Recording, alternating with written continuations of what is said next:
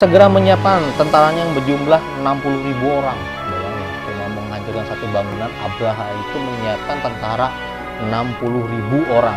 Di bagian depan berbaris 9 sampai 13 ekor gajah. Abraha menunggangi gajah yang paling besar bernama Mahmud. Dan apa? Dia iya, salah sama burung ababil. Nah, oke, nanti kita lanjut.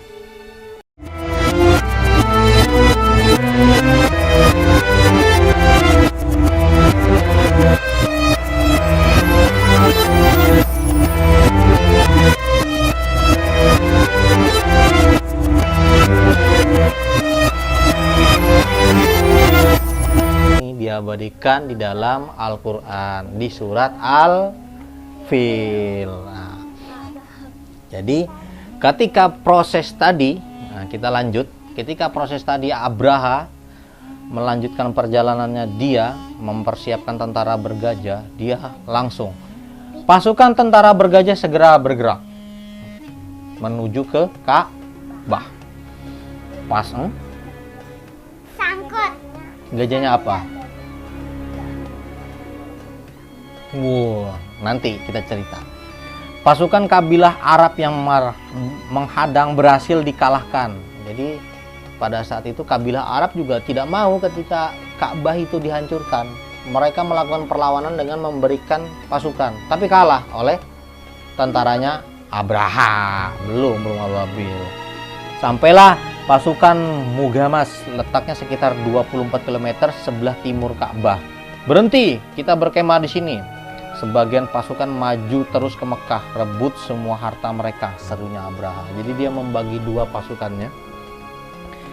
Sebagian berkemah tadi kan 24 km sebelah timur Ka'bah, dan sebagian pasukan maju terus ke Mekah untuk mengambil harta. Nah, jadi dia punya tujuan jelek. Selain dia ingin menghancurkan Ka'bah, dia juga ingin mengambil harta-harta yang ada di Mekah, penduduk Mekah.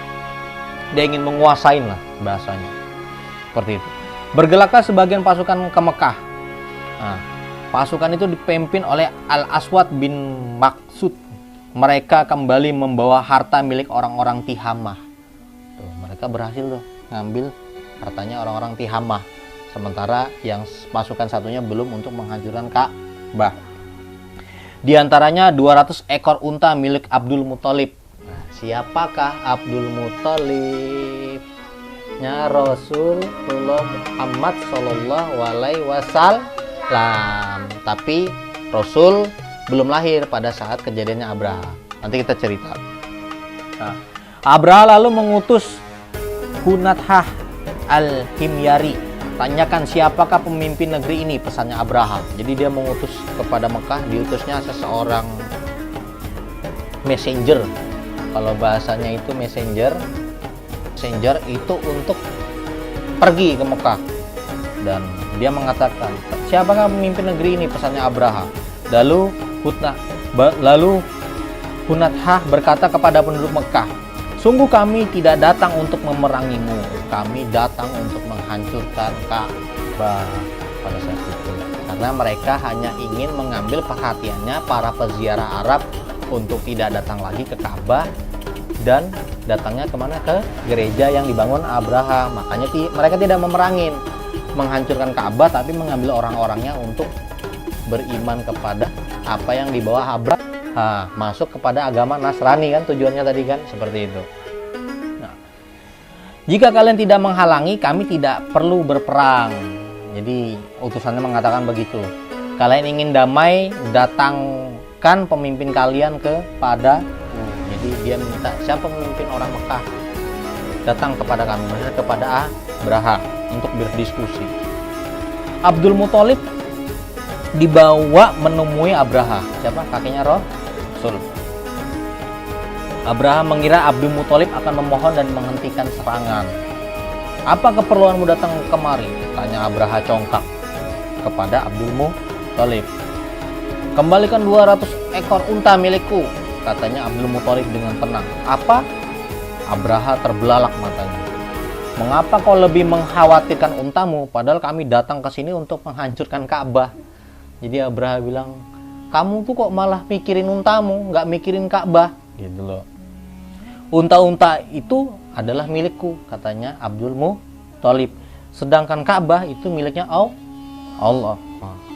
Allah lah yang akan melindunginya, jawabnya Abdul Muthalib. Tidak mungkin Tuhanmu memberikan perlindungan dari seranganku, katanya Abraha. Berarti ini termasuk ciri-ciri orang sombong, takabur. Terserah padamu, jawabnya Abdul Muthalib kepada Abraha. Abraha mengembalikan unta dengan wajah geram sekaligus heran. Kenapa orang ini mau dihancurkan kota Makkah, mau dihancurkan Ka'bah, datang ke sini bukannya memohon agar kami tidak melakukan atau menghancurkan Ka'bah, malah meminta unta. Tapi jawabannya Abdul Muthalib apa? Unta itu milikku, Ka'bah itu milik Allah. Aku serahkan segala sesuatu perlindungan Ka'bah itu kepada Allah pada saat itu.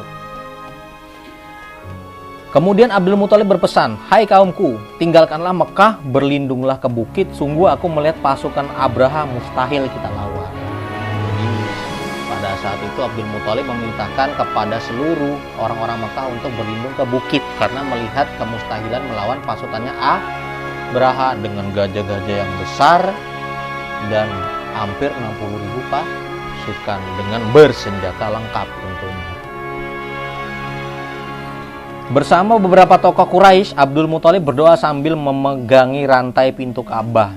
Ya Allah, sesungguhnya manusia menjaga tempat tinggalnya, maka jagalah rumahmu. Tak pernah menang salib dan kekuatan mereka besok atas kekuatanmu. Nah, jadi kakeknya Rasul itu berdoa, memasrahkan keadaan Ka'bah kepada Allah. Karena dengan kemustahilan dari Abdul Muthalib berpikir dengan keadaan penduduk mereka yang tidak disenjatai dengan lengkap, mungkin tidak ada keahlian dan akan melawan pasukan Abraha yang pasukan bergajah dengan gajah-gajah yang besar dan banyaknya dan bersenjata lengkap. Abdul Muthalib memasrahkan pada saat itu. Dia lebih ibaratnya dia berdoa dulu kepada Allah dan dia melindungi kaumnya pada saat itu. Nah, terus pagi menjelang, Abraha menyiapkan pasukannya menyerang Ka'bah. Pasukan gajah bergerak lagi, bam bam bam. Mereka sampai di lembah Muhashir di antara Musdalifah dan Mina. Tiba-tiba gajah tidak mau bergerak. Nah, ini yang dikatakan Umar tadi. Nah, Umar, gajahnya tuh diam, suruh maju nggak mau, dicambuk nggak mau. Kenapa gajah tidak mau bergerak? Karena gajah itu hewan ciptaan siapa? Allah yang membuat gajah-gajah itu tidak bergerak. Ketika diarahkan ke tempat lain, gajah bergerak cepat. Namun ketika diarahkan ke Mekah, hewan besar itu diam. Jadi gajah itu tahu gitu loh, mana yang harus dilakukan dan mana yang tidak. Mana yang harus dilanjutkan, mana yang tidak. Bayangkan sekelas gajah itu lebih mulia daripada seorang Abraha.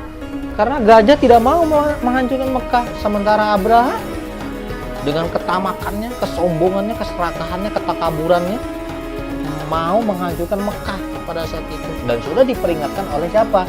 Abdul Muthalib untuk ibaratnya itu jangan kau lakukan karena Allah akan melindungi tempat itu. Pawo jerit gajah pilu itu dipaksa Abraha untuk maju, tapi tidak mau. Perut Mahmud ditusuk dengan tongkat. Ini gajah yang ditunggangin Abraha, perutnya ditusuk pakai tongkat, namun dia tidak mau bergerak. Kepalanya dipukul, dia tidak mau juga bangkit, gajah itu. Namun tiap kali diarahkan ke Yaman, gajah itu berlari penuh semangat. Jadi seolah-olah gajah itu suruh maju ke Mekah nggak mau. Dipukul kepalanya, ditusuk perutnya. Tapi ketika gajah itu suruh putar balik ke Yaman, ke tempatnya Abraha, dia malah semangat, mau berlari cepat. Bayangin. Nah, itulah bukti kuasa kebesaran Allah. Seperti itu. Saat itulah langit menjadi gelap. Segerombongan burung menutup cepat seperti membawa 3 batu. 1 di paruh, 2 dijepit di kaki. Batu itu sebesar kacang. Jadi 1 di paruh, 2 dijepit di kaki. Nah, itu adalah burung apa? Burung ababil yang diabadikan di Al-Quran di surat apa? al-fil. Oke. Tolong, pasukannya lari kocar-kacir 60.000 orang. Setiap yang terkena lemparan batu akan mati. Mereka koyak berlubang-lubang seperti daun dimakan ulat. Abraha berusaha kabur namun tidak ada yang luput dari lemparan burung itu. Dia terus berjalan dengan tubuh yang koyak. Sebelum sampai Sana'a dia tewas. Pada tahun itulah lahir seorang bayi yang mulia. Siapakah itu? Nabi Muhammad Sallallahu Alaihi Wasallam. Jadi batu itu disebutkan seperti daun yang dimakan ulat. Jadi batu itu berapi, dilemparkannya batu itu kepada pasukan Abraha sehingga tembus ke badan-badan mereka, dan badan mereka tuh bolong. Api memakan seluruh badan mereka seperti halnya daun yang dimakan oleh ulat. Bayangin, Allah hanya mengerahkan burung ababil, dan pada saat itu gajah belum sampai ke Mekah. Gajah itu hanya sampai di lembah Muasir di antara Musdalifah dan Mina. Tapi di situ Allah turunkan burung ababil, diobrak-abrik di situ, dan semuanya habis, tidak bersisa pasukannya Abraha. Seperti itu. Nah, lalu pada tahun itu lahirlah seorang bayi yang mulia. Siapakah? Rasulullah Shallallahu Alaihi Wasallam. Seperti itulah kisah Abraha dan akhirnya.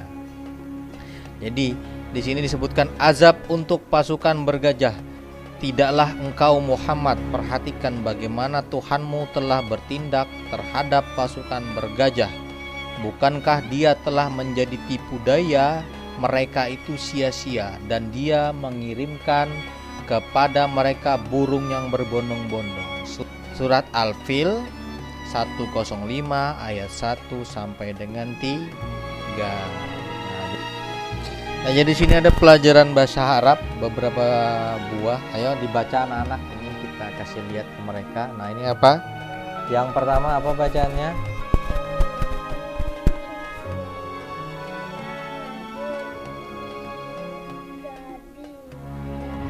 Apa lagi?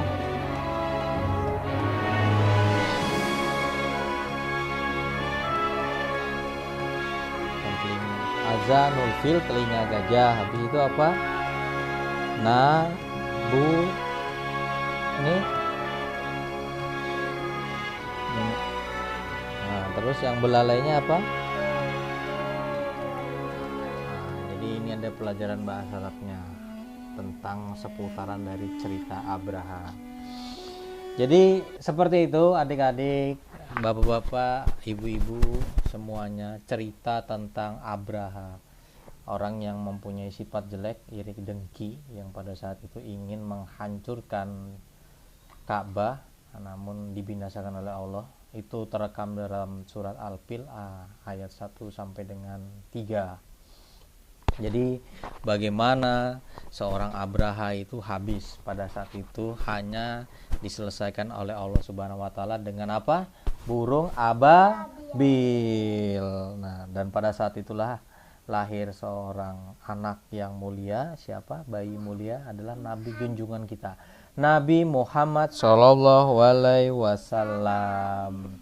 Jadi mungkin seperti itu aja untuk kisah hari ini tentang Abraha dan tentara bergajahnya, seperti itu. Jadi ini sudah sangat jelas, ini juga sebuah kisah yang betul-betul terjadi pada saat itu, ketika itu ada orang yang iri hati dan dengki ingin menghancurkan Ka'bah. Jadi seperti itu anak-anak. Bagaimana kekuasaan Allah itu tidak bisa ditandingin.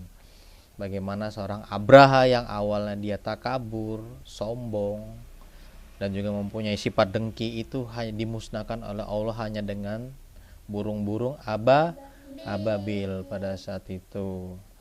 Jadi mungkin itu yang dapat kita sampaikan untuk cerita hari ini. Jadi hikmahnya, janganlah menjadi seorang Abraha yang seolah-olah sombong, takabur. Itu tidak boleh seperti itu, karena sesungguhnya segala sesuatu itu masih miliknya Allah. Jadi kita tidak boleh takabur, dan juga kita tidak boleh punya penyakit hati iri dengki terhadap segala sesuatu. Seperti itu. Jadi mungkin itu yang dapat kita sampaikan pada pertemuan kali ini, berkisahnya. Segala sesuatu kesalahan di dalam cerita ini murni dari kesalahan saya, karena manusia tidak lepas daripada salah dan hilap, dan segala kebenaran pada cerita ini murni datangnya dari Allah Subhanahu wa taala. Seperti itu. Jadi kita tutup saja cerita hari ini dengan warahmatullahi wabarakatuh. Jangan lupa klik tombol subscribe di bawah loncengnya untuk mendukung channel-channel ini tetap berkembang. Oke, dadah.